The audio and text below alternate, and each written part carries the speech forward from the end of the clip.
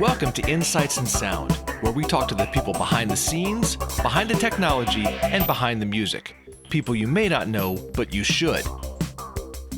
And please check out getitinwriting.net/shows for a full list of our podcast YouTube series.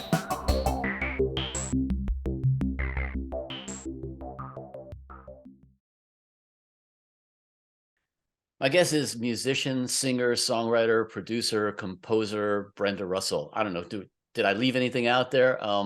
You got a lot of stuff you've done. So I love all these hyphenated titles. I know, it's crazy. Brenda's got quite the diverse portfolio, shall we say? She's probably best known for her own work. Grammy-nominated album called Piano in the Dark. I know you have collaborated with or been covered by kind of a shit ton of artists all over the musical spectrum. And so yeah, everything from Earth, Wind and Fire to Babyface to Ray Charles, Joe Cocker, Al Jarreau.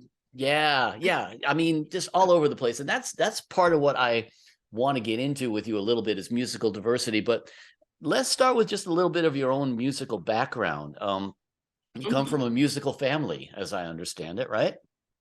Yes, I do. My mother is a songwriter and was a songwriter when she was younger. And my dad is an amazing singer and drummer. So I kind of grew up with music. But when I was really small, my mother was always writing these songs, right? And I thought all mothers wrote songs. I just thought that's what my mom, she's the only one I knew really, and I thought, wow. So I went to school, I would say, well, doesn't your mommy write songs? Wow. And I think it's so funny when I think of it now, right? The girl was like, no. I just love that. Man. And so obviously your parents encouraged you to get into music and as opposed to like most of our parents who basically said, no, stay away, get a real job, right? Yeah, right. Or my stepmom used to say, you're a much better dancer than a singer. And I'm like, oh, great. Ooh, wow. I needed that. Ouch. Oh, man. Yeah, that's about as supportive as my parents were, She just didn't want me to get crushed, but I never had that fear because I didn't recognize that kind of a fear. Amazing as that is at that young an age, I in Canada, I was in a group called the Tiaras, a female singing group. We were kind of like the Supremes. We wore the long gowns and, all right, the chiffon and everything. Mm-hmm. You got it, the gloves, everything. So we're doing this one gig opening for Sly and the Family Stone in Ontario. This is a ski resort in Ontario. And it's very big deal because, Sly was killing at the time. It's about 69. So big snowstorm and our manager comes walking towards us, this grim look on his face. And he said, our drummer's stuck in the snow. He's not going to make it for the gig. This is like a big gig for us, right? And I said, without skipping a beat, I said, I can play the drums. And he looked at me and he said, really? I said, yes. I had been playing drums in my high school band. I wasn't a drummer, but I would teach the drummer funky beats or whatever. So I was so confident, never played live before in my life. But I said, I can do it. And he said, are you sure? I said, yes. So I climbed up on the stage in my long gown, sat behind the drums. And the rest of the girls were in front of me doing the routines that we had worked out. And I did the whole set. Meanwhile, the band is looking at me in total shock because they don't even know why am I sitting at the drums.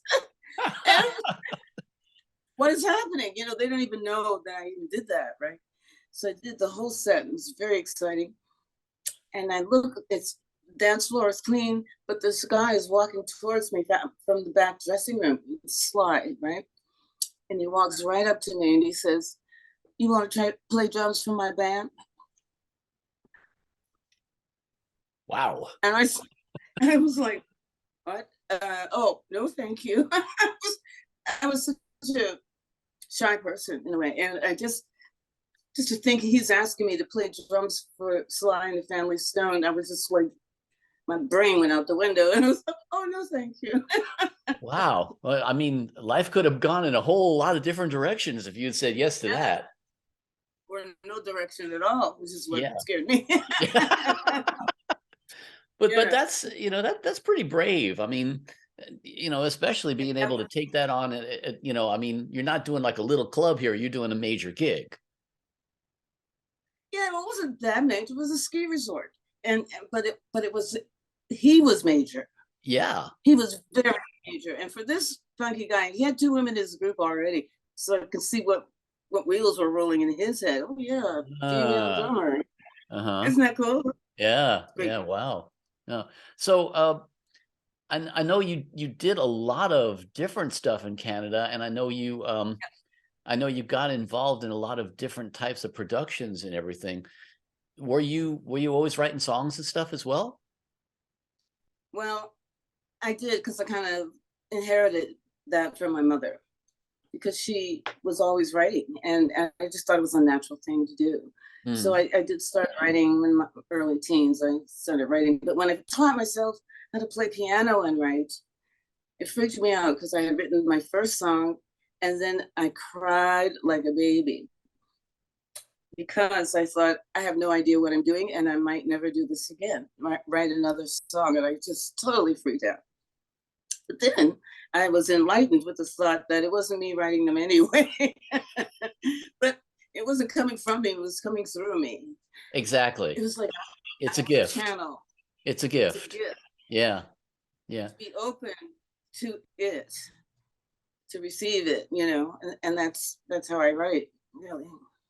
Well, you know, and it's interesting. I mean, I think as writers, we do get into sort of a process, you know, in terms of just, we're making a 3-minute movie, you Right. know, and there's certain things that, you know, I know we all work on. I know, I had seen a quote from you somewhere that you keep a list of titles, for example, which I think is great. I always used to do that too, you know, and I mean, some of the great songwriters, you know, I love, there's a story which I'm sure you've heard about Smokey Robinson, being in an elevator with somebody and having somebody just misquote and say, I second that emotion, instead of I second the motion.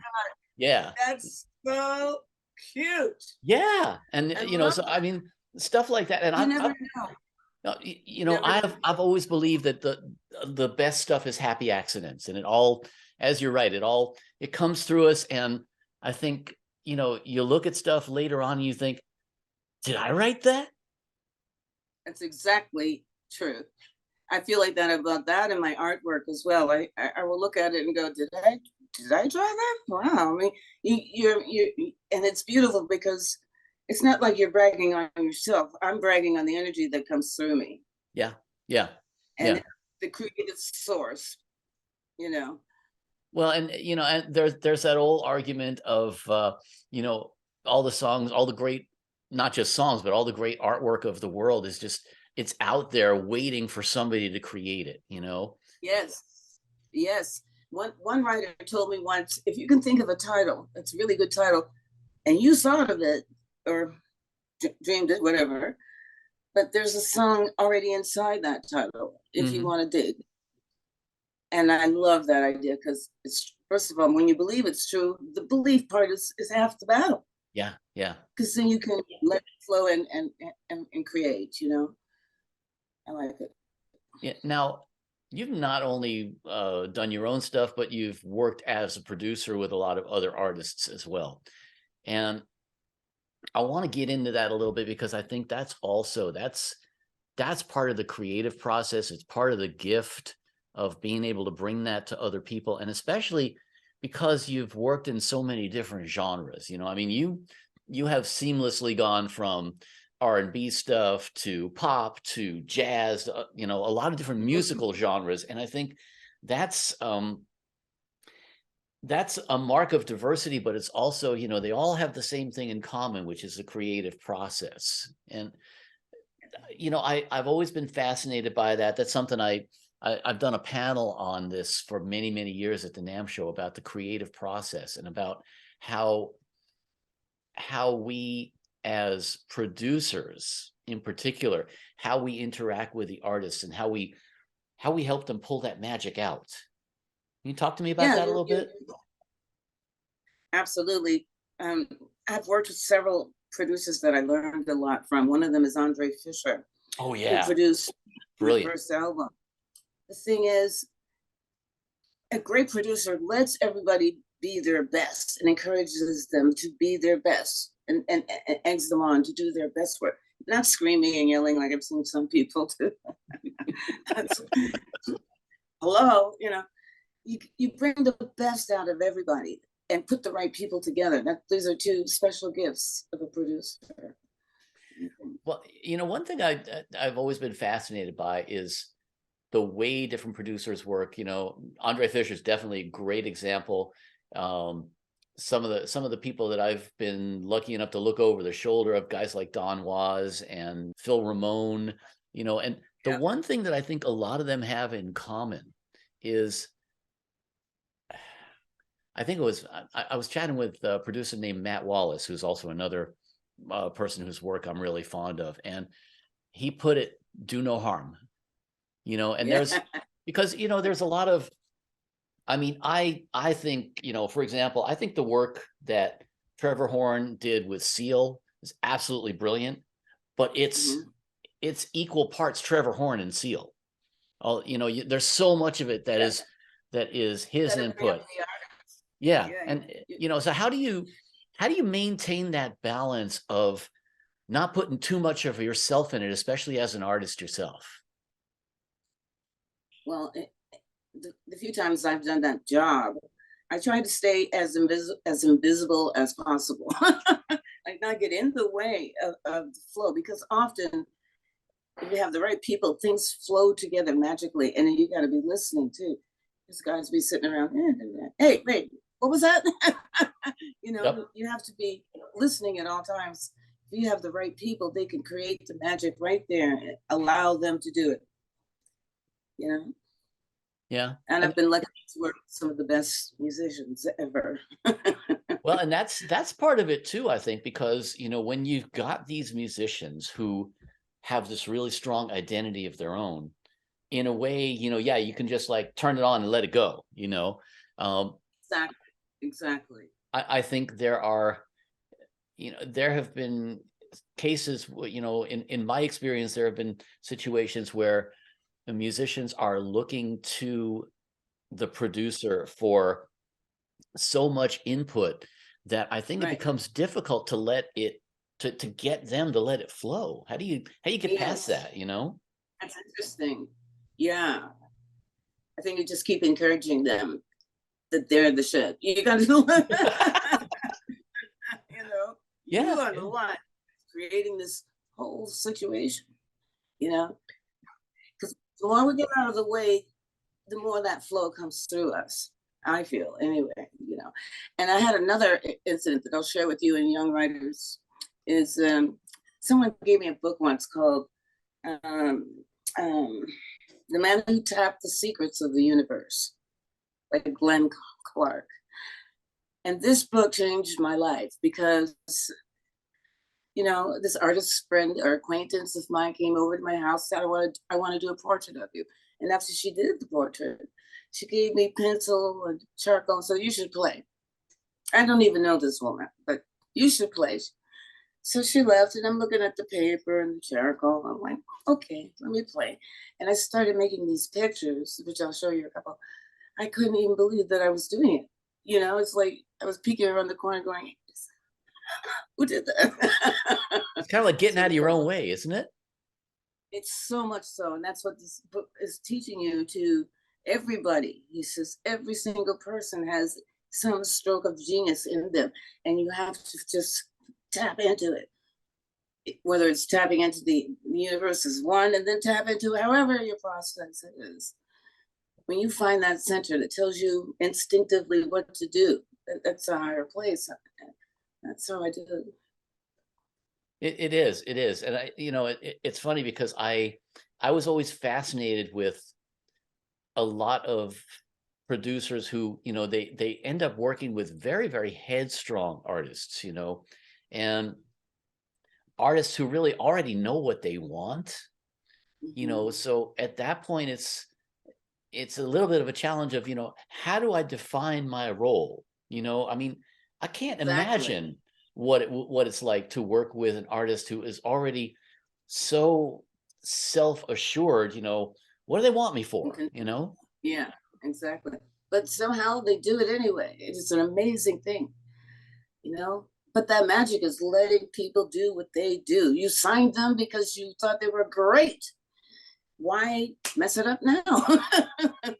Yeah, You but know? you know, on the other hand, there's a natural insecurity that every one of us has as an artist, you know, Yes. and especially the more self-taught we are, the more Yes. so, I think. Oh my God. You're so right. Because you don't have that confidence of that piece of paper that says you can do this. Oh yeah, yeah. You know, and I mean, yeah, there are some anomalies in the world, you know. Someone like Prince, or another one that I was always fascinated by was Todd Rundgren. You know, these people who, I love Todd and Brent, of course. Oh, I loved him. and you know what blows me away about people like that is they got it all fully formed in their head before they even lay Yeah, anything down. You yeah. know, and that's amazing to me.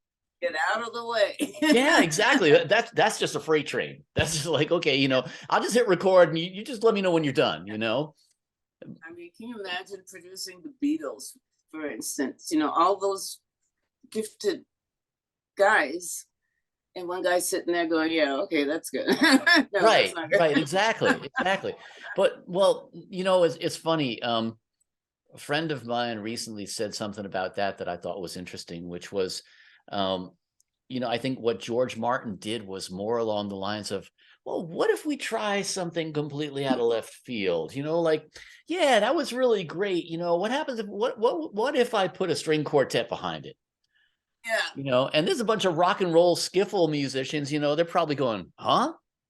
Uh-huh. You know? And did they kill it? Yes. And I think that is a big part of the role as a producer, is to just say, okay, you know, let me pull you out of your comfort zone a little bit. That's good. I like that. Yes. And very, very true.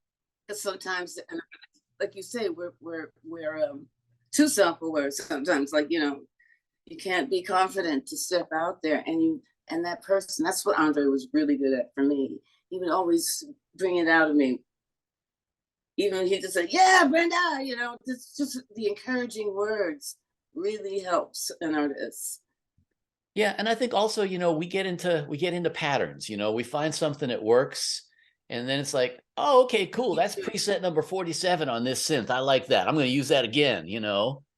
And I think, you know, we need somebody to pull us out of that and say, okay, you know, here's something you never thought of. What if we try this, you know? And I mean, what exactly. if, I think that in certain ways, those are the two most beautiful words in the creative process. What if? Yeah. You know, Yeah. because it's not about, you know, trying to get a sound like the sound that we heard on this other recording. We're No. trying to do something completely new. Yeah. And it's something may inspire you. Inspiration from others is part of the process. Period. It You is. know, you have to hear something to inspire you to do something, to write something. It's wonderful. I mean, I'm sure there would, you know, I think now you worked on, for example, you worked on the songs for The Color Purple. Now that Yes, had to be way outside your comfort zone in certain ways. absolutely. But a couple of interesting things happened. Um, First of all, our producer Scott Sanders was booking the Radio City Music Hall decades before, and he had booked me at that place. Here we are, decades later. We just found out we're going to audition for The Color Purple. And I'm looking through this old drawer of stuff, and I find this card, unopened card, and it was from Scott Sanders from decades before. A card I never read, welcoming me to the Radio City Music Hall. And I thought, oh yeah, we got this show. I mean, when I found that card, I knew, because I looked for signs in the universe, and that was one. You have to be dead not to feel that. I mean, it was incredible, and we got it because we had this mindset of, yes, we can do this. We'd never ever done it before. We read books about how to write a musical. My two partners, Stephen Bray and Allie Willis, who we unfortunately lost 2019. Yeah, she I remember that. Yeah. Mm-hmm. She left us, and Allie was quite the talent. Yeah. Ridiculously talented. Yeah. When I met her, I felt like I was standing still, and I thought I was busy. She's amazing. Well, but it's interesting. There seems to be a common thread here with you, and I find this with a lot of us who are artists of, I don't want to call it fearless, but a lot of it is like, yeah, sure, I can do that, and a lot of times it's like, I have no idea if I can do it, but hey, Exactly. I learned it from my mom, because she always told me, say yes, you can do that. She always said, say yes. So I took that on. We said yes, and we had no doubt we would do it, and it would be great. We had that belief before we even did it. Auditions, yeah. And yet, a lot of times, I mean, you walk in and in the back of your mind, there's always a little voice saying, you are so fucking over your head right now, but you do it anyway. Well, that's the whole thing with life. Yeah. You have to move within, even though you're in the fear, you have to move yourself out of it. Just keep moving, even though it's kind of crazy or scary, but we can do it. Well, and that's just it right there. I think so many times we learn by doing. Yes. I mean, most of us are self-taught musicians. I mean, I know I was a self-taught musician as well, and there's always that thing of, well, there's always somebody better than me. Well, what? There's always gonna be somebody better than you, but it's not about being better. It's about being your diverse. Best. Yeah, your best, exactly. Yeah. There's this great old saying about the only person you're in competition with is you yesterday. I love those, because once you release these limitations in your brain, it kind of moves on down. You start having a different attitude about everything in general. Yeah, I think so. It is a kind of fearlessness, but it's more like, to me, it's like confidence in whatever that flow is. I have so much confidence that it's there and it's going to be there. The Remembering Process is another book that is brilliant, very small book, but brilliant. It's about, whenever you take on a creative project, act like you already did it and you have to remember how it goes. Oh, I love that. Yeah. When you switch that switch, it brings on a different perception of what you're doing. I don't know. It's a beautiful thought too. I already did this. I have to remember how it goes. And that's how I approached writing The Color Purple as well. I love that. Yeah. It's interesting. A lot of times, we talk about the imposter syndrome, right? And the imposter syndrome. Oh yeah. And the imposter syndrome is so prevalent, especially in people who are self-taught, because we learn everything in a vacuum. And so we don't really know if we're doing it right. We just know that whatever we did, it worked, and cool, that's right. So if we're, and I heard recently this great phrase about, the imposter syndrome is, I have no idea what I'm doing, and pretty soon somebody's going to figure it out and expose me as a fraud. On the, the flip side of that is, I have no idea what I'm doing, but I'm about to figure it out. I can't believe you said that. Wow, that's magical. Because Piano in the Dark is a beautiful song that I co-wrote with these two gentlemen, and they had sent me this music that they came up with, and I was like, yeah, I wrote down I have a bunch of titles. So they called me a few days later. What do you got, Brenda? And I said, oh, I don't know. And I'm opening the book of titles, right? I'm like, what about Piano in the Dark? Out of a list of songs. And they said, what does that mean? I said, I don't know, but I'll figure it out. Yep. And I always say that. I don't know, but we'll figure it out, or I'll figure it out. I always say that. And it's a very positive thing, I think. Because you're going into it knowing you're going to resolve it, you know? It's going to work. That's so true. And I think that's, you know, sometimes, I mean, I know for myself, I have days where I have to remind myself of that, you know, that no, man, you have figured it out so many times already. You have made it through so much diversity and so many piles of shit in your life, you know. It's like, yeah, I'll figure this out, you know, it'll work out somehow. Yes. And there are times when it's really tough to maintain that. There are those times.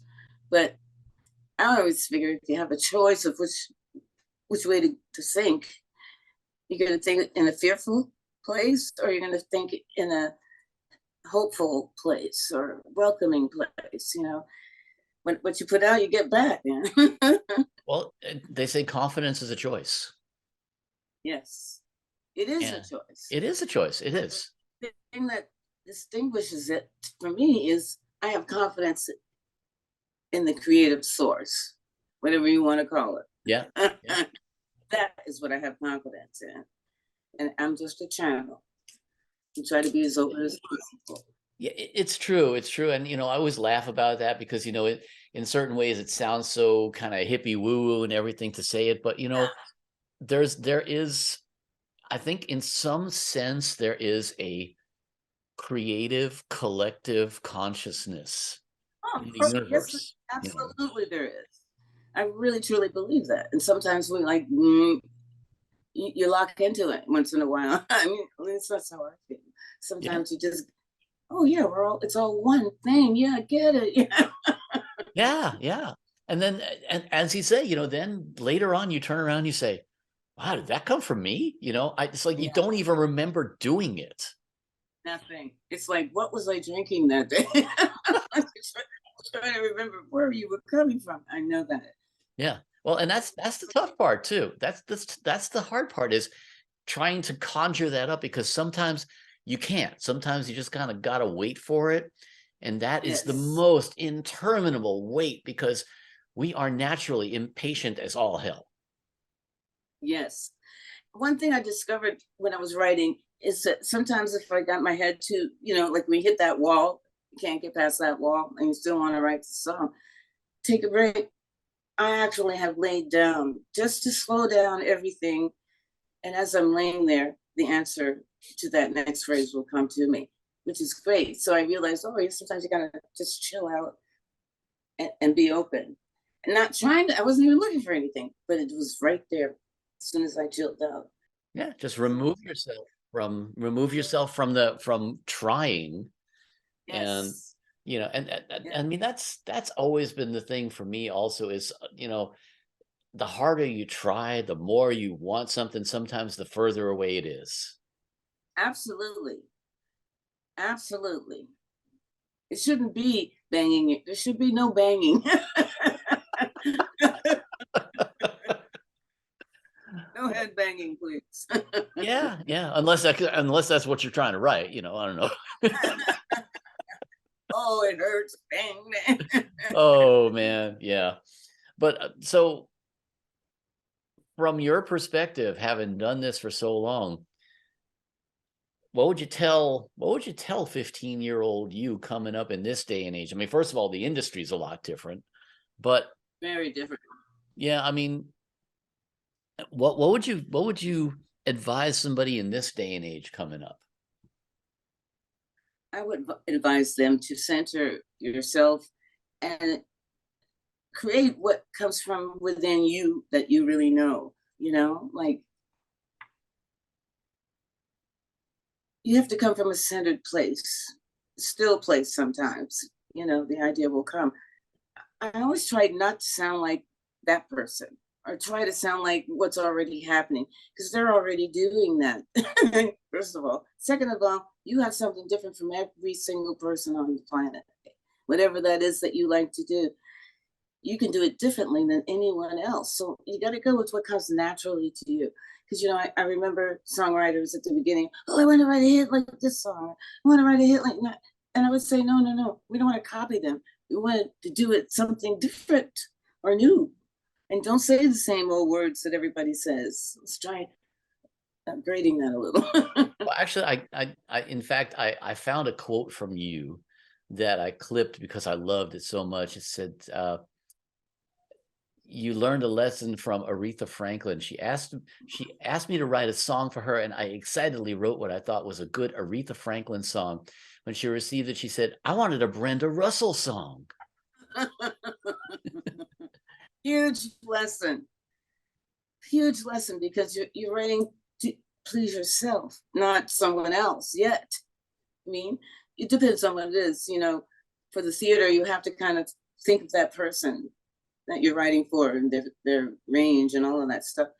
But I don't know. It's not as hard as we make it.